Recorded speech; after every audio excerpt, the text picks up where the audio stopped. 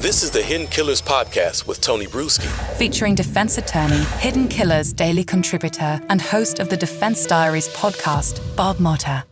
The appeals are underway in the case of Ellen Greenberg, her parents now appealing to the Pennsylvania Supreme Court about that decision of the lower court earlier in the year that lacked legal standing to challenge the suicide ruling that made by the Philadelphia Medical Examiner's Office of suicide on a case and a crime scene that was never really looked at as a crime scene, despite someone being stabbed 20 times, half in the back and half in the head. It's a case that really defies a lot of logic. Bob Motta, defense attorney, host of the podcast Defense Diaries, is joining us right now to discuss all of that. This has been so twisted from the get-go, so many roadblocks, a lot of corruption in Philadelphia with the politics and the law. Where does this go from here? Is this just a losing battle at some point for those parents and they're seeking justice?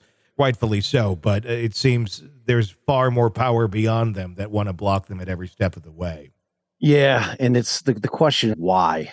Yeah. You know what I mean? I mean, it's like you said, the facts don't beget the ultimate conclusion in terms of it being suicide. It's that concept is absurd to me. Oh, you know, so like to anyone, right? I mean, anybody with yeah, it's fit right. It's like, I mean, I guess maybe stabbing in the neck, maybe you hit the brain a little bit and keep going. Yeah, it's like no one's doing that. Like that's not how you kill yourself, you know, and especially.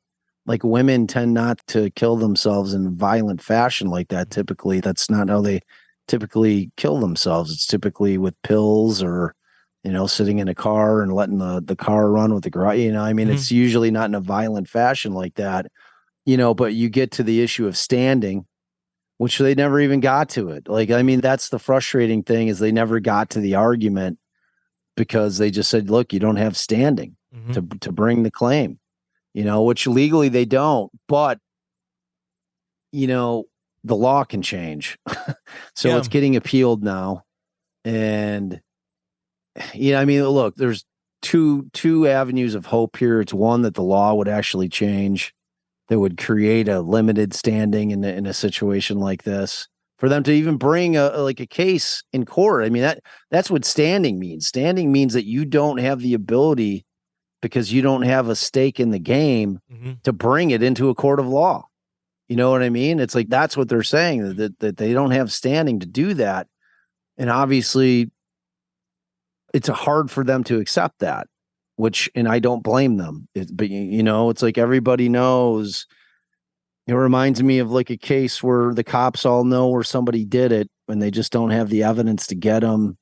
And they sit there. Those are the cases that haunt these cops forever. Yeah. When they know who did it, but they just couldn't get the evidence to prove it. Yeah. You know? Well, and with this case, the weird thing is so much of the evidence either was not collected or what was collected, we're learning now, wasn't even looked at. We're learning that the knife was never checked for prints.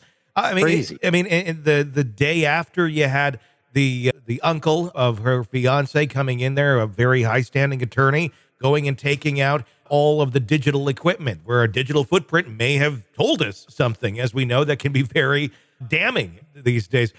But none of these things were done. I mean, if we were to suddenly open up a case, a totally different case, and realize, oh my gosh, they never looked at this, they never looked at that, it's so suspicious, you'd think there'd be oh great, let's do this now. But these things just sit, and there's no reason for them to just sit, and it's being predicated on believing an absurd idea that she killed herself. And then that's just where it stops. If they can get that moved and get that bar moved to being a homicide, then there's more resources to investigate this further. But obviously somebody does not want it to go that far. So let me ask you this, because I don't know the answer. Maybe you do. Did they preserve any of the evidence? Even though they didn't test it, is it still preserved to be tested? I don't know the answer to that. I believe that they are trying to get access to the evidence right now.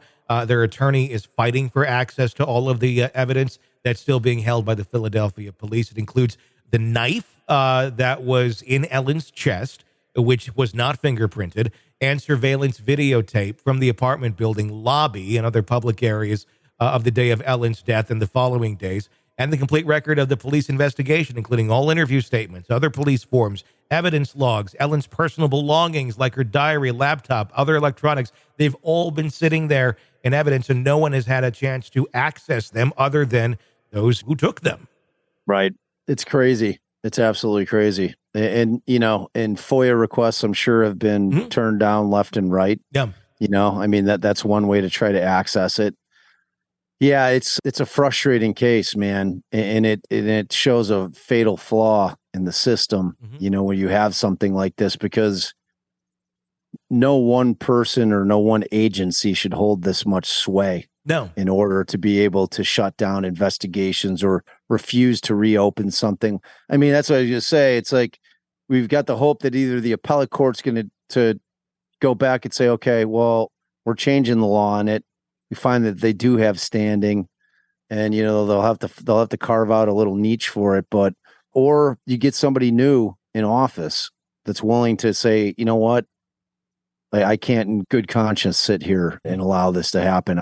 We're reopening the investigation, because that's why I was asking the question. It's like they're so anti-investigating what the hell happened in there and re-looking at it that it makes me think that they destroyed all the evidence or something. There has to be a rational explanation as to why they're refusing to do it. Unless somebody's being protected. Well, yeah, I mean, it brings your mind to all kinds of different places. And it's very easy to go down those roads because that's what only seems to make logical sense. Are they protecting someone? When you look at that string of people connected, it does make a lot of sense. Is that what's happening? I don't know. But why can't we at least look at this? Sick of the ads? We are too. Start listening with no commercials now and get access to all of our episodes in advance of everyone else. Become a True Crime Today Premium Plus subscriber on Apple Podcasts. Search True Crime Today Premium Plus on Apple Podcasts or go to our podcast page and sign up now. True Crime Today Premium Plus. Sign up now.